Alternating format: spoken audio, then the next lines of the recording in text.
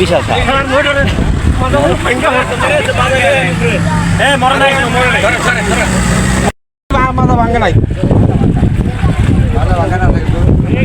এত সাপ বেরিয়েছে ভাঙছে না, এই যে মাটি ভাঙার কারণে ওই ওখান থেকে সাপ বেরিয়েছে।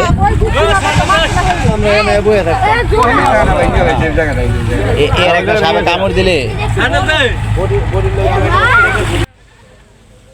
আসসালামু আলাইকুম প্রিয় ভাই বোনেরা, আপনারা সবাই কেমন আছেন? আশা করি ভালোই আছেন। তো আজ নদী ভাঙা দেখতে গিয়ে ভয়ঙ্কর এক সাপের মুখোমুখি হলাম, তা আপনাদের মাঝে শেয়ার করতেছি। যারা আমার ভিডিও দেখতেছেন অবশ্যই লাইক কমেন্ট শেয়ার করবেন। তো এই যে দেখেন সামনে বিশাল একটা সাপ ধরা পড়ছে। তো এখানে নদী ভাঙছে, নদী ভাঙার কারণে এরা এখানে থাকতে পারে নাই, তো মানুষের নজরে পড়ে গেছে বিশাল বড় একটা সাপ। এই দেখেন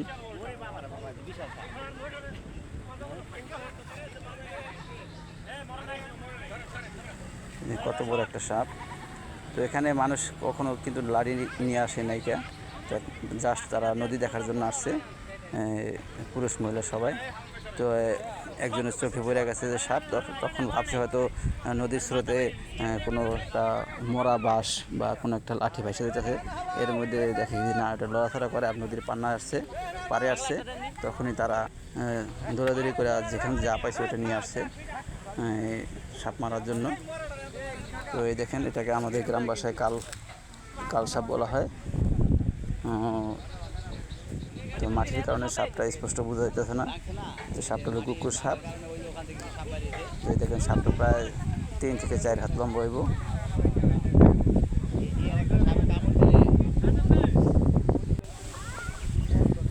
আর আজকে সকাল 10টার দিকে এখানে নদীতে ভাঙছে।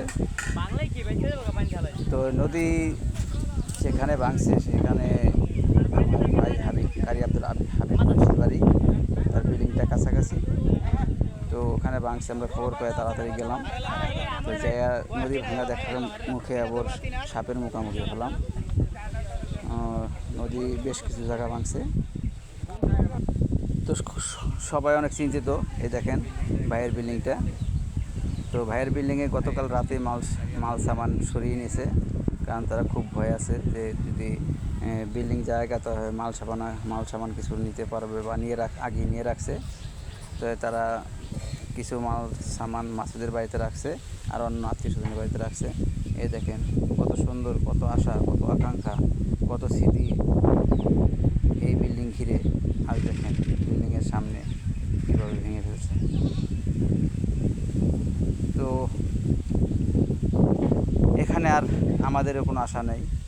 আমাদের বাড়ির পাশে সামান্য অল্প একটু ব্যবধান। তো আমাদের বাড়ির পশ্চিম পাশ, সেই জায়গা আজ সকালে ভাঙলো। তো এরকম ভাঙা দেখলে আসলে মনকে কি বলে সান্ত্বনা দিব, কোনো কিছুই ভালো লাগে না। প্রতিদিন আজ এখানে কাল ওখানে এভাবে পুরা এরিয়াটাই ভাঙতেছে কম বেশি করে। তো আমাদের যদি একটু জায়গা ভাঙে তাহলে মনে হয় যে আমাদের সবই শেষ, কারণ আমরা খুবই একেবারেই নদীর পাশে। তো অনেক ভাই এবং আপুরা কমেন্ট করেন আপনারা নদীর পাড়ে কেন থাকেন। ভাই আমি অনেকবার বলেছি আপনাদের যে আমরা নদীর পাড়ে কেন থাকি, আমাদের এই শেষ সম্বল এইটুকুই। আমাদের যা জমি ছিল সব নদীতে বিলীন হয়ে গেছে। এখন আর আমাদের অবশিষ্ট কোনো জায়গা নাই যে সেই জায়গায় আমরা যে বসতি করব, বউ পোলাপান বাচ্চা নিয়ে বাপ মা ভাই বোন নিয়ে থাকবো, কিন্তু ওরকম কোনো আমাদের পরিস্থিতি নাই। আমাদের শেষ সম্বলই শুধু বাড়িটুই। এই নদীর পাড়ে যাদের বাড়ি দেখতেছেন এদের কিন্তু এইটাই শেষ সম্বল। তাদের যদি অন্য কোনো জায়গা থাকতো যার জন্য, তাহলে তারা অনেক আগেই চলে যেত। ভাই বলাটা খুব সহজ, যে অনেক আপু ভাইয়েরা আমাদের পরামর্শ দেন, ভাই আপনারা অন্য কোথায় চলে যান। আসলে ভাই কোথায় যাব? জমির যে মূল্য, আর এখন ওরকম বসত বাড়ি করার মতন জমি নাই যেটুকু আছে চাষাবাস করার জন্য। আর এই দেখেন এখানে ফাটল দিয়েছে, হয়তো বা এখান থেকেও কিছুক্ষণের মধ্যে এই জায়গাটাও ভাঙবো। তো যার যতটুকু সম্ভব সে অতটুকুই করতেছে, গাছ কাইটা পরিষ্কার করে মানুষের যাতায়াতের পথ এবং কি যে নদীতে যারা কাজ করতেছে জরুরি পর্যায়ে বস্তা জিও ব্যাগের কাজ, তাদের জন্য একটু সহযোগিতা করতেছে।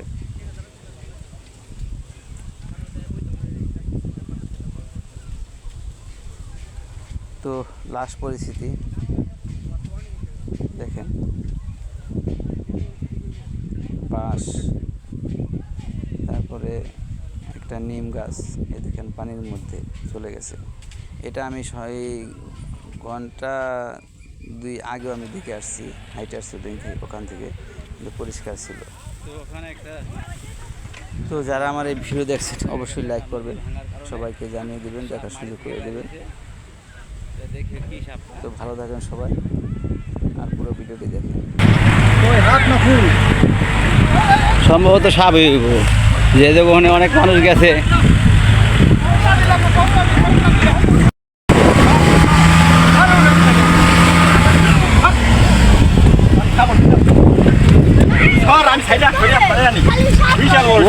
বাবা বিশাল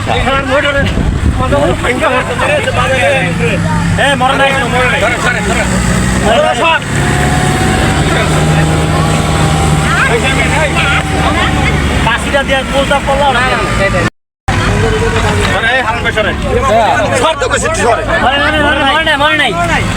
আরে মাথা বেরিয়ে দিচ্ছে।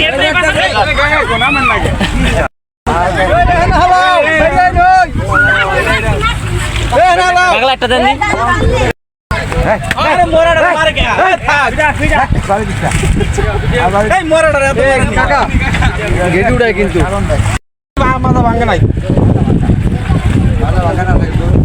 কিন্তু এত সাপ বেরিয়েছে গেছে, ভাঙছে না, এই যে মাটি ভাঙার কারণে ওই যে ওখান থেকে সাপ বেরিয়েছে।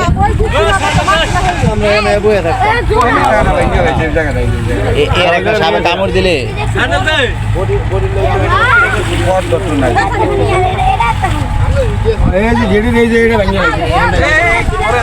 বাংলায় কি ভাই ছেড়ে পানি ঢালাইলি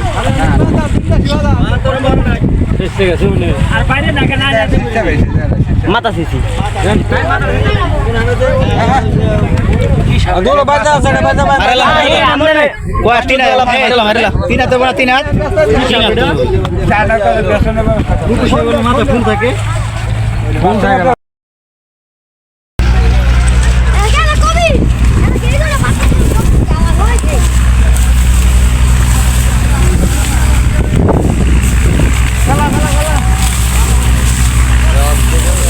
বস্তা নিয়ে পড়ছে তাৎক্ষণিক।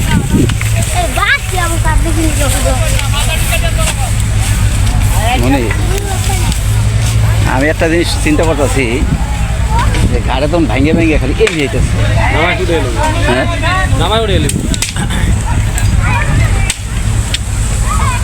মাথার উপর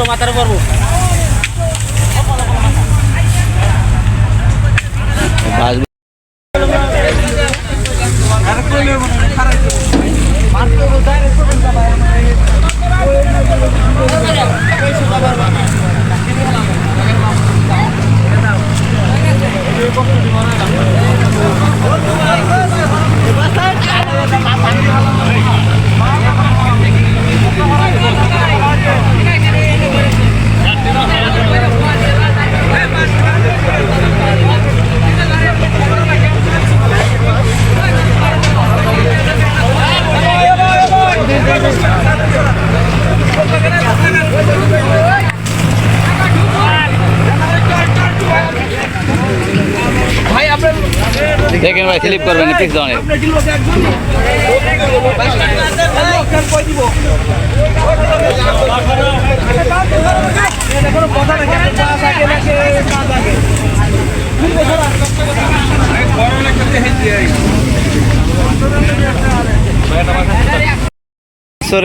এই বছরের সবচেয়ে বীরত্ব ভাঙ্গা সবচেয়ে বড় ভাঙ্গা এইটাই।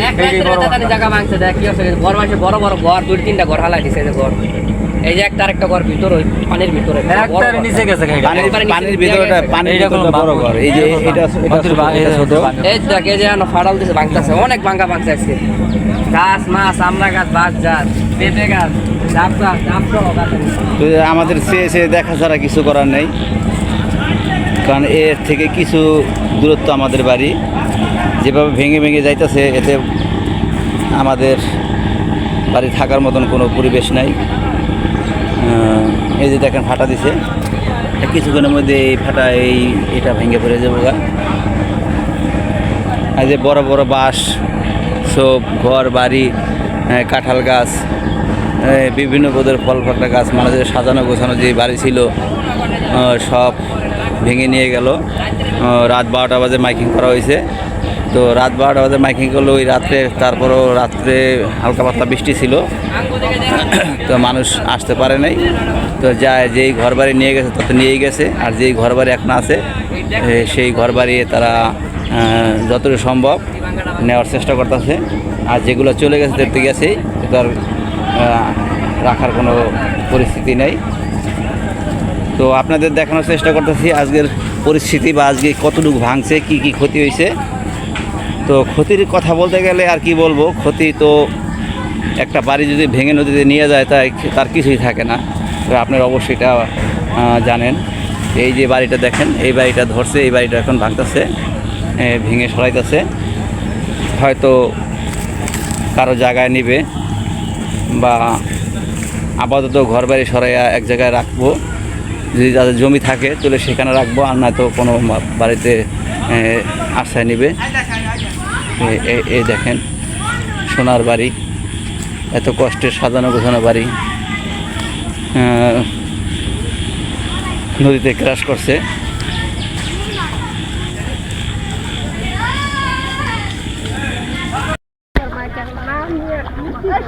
এই দেখেন, এই জায়গা দিয়ে এটা বাজার যাওয়ার ছিল, এখান দিয়ে আমরা ওই বাজার যেতাম, ওই সামনে বাজার, এখান থেকে কতটুকু পরিমাণ ভাঙছে দেখেন।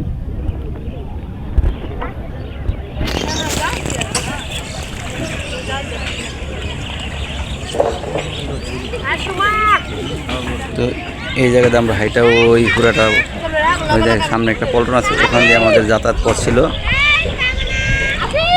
জুম করে দেখাচ্ছি, ওই যে পল্টনটা, ওখানে কিছু মানুষ দেখা যায়, ওখান দিয়ে আমরা আসা যাওয়া করতাম।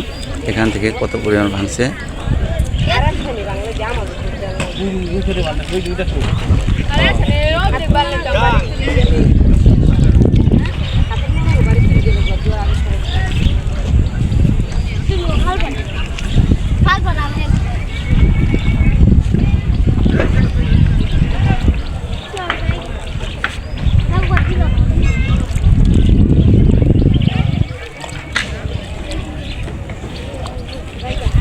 পানির মধ্যে সার মিলিয়ে